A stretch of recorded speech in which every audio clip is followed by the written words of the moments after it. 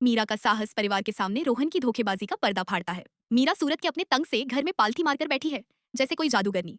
उसकी उंगलियां एक चमचमाती साड़ी पर कढ़ाई करती हैं। हर टांके में उसके बुटीक का सुनहरा सपना चमकता है।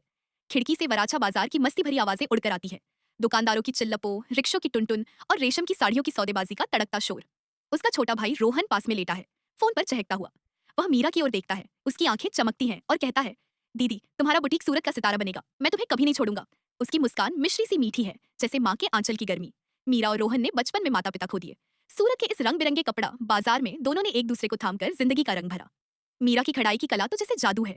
उसकी साड़ियां रेशम में कहानियां बुनती हैं, जैसे हर धागे में उसकी मेहनत की खुशबू।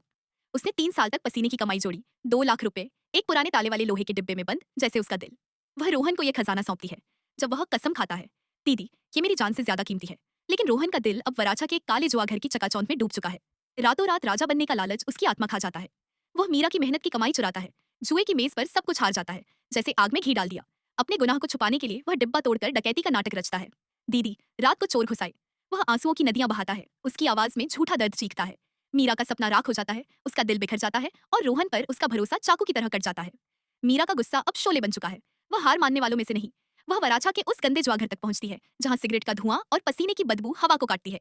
एक दयालु चाय वाला जिसने रोहन को रोज देखा फुसफुसाता है, वह तुम्हारे पैसे जुए में उड़ा देता था बेटी। मीरा चालाकी से रोहन के ज्वारी दोस्त को फंसाती है। नशे में चूर वह अपनी जीभ खोल देता है। रोहन ने दीदी की बचत चुराई, सब हार गया। मीरा उसका कबूलनामा अपने फोन में कैद कर लेती है, जैसे कोई शिकारी जाल बिछाए।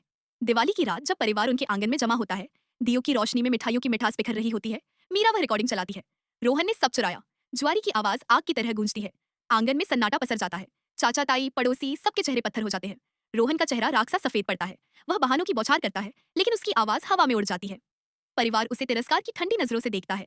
उसका धोखा सूरज की तरह नंगा हो जाता है। कर्म का तड़कता तड़का अब जोर मारता है। रोहन के जुए के कर्ज उसे वराछा बाजार के चौराहे पर खींच लाते हैं। साहूकार जिनका लाखों बकाया है उसे घेर लेते हैं। धोखेबाज पैसे लौटा। उनकी चीखें बाजार की गलियों में तीर की तरह चुभती हैं। राहगीर रुककर तमाशा देखते हैं, बच्चे हंसते हैं और रोहन का सिर शर्म से जमीन में गड़ जाता है।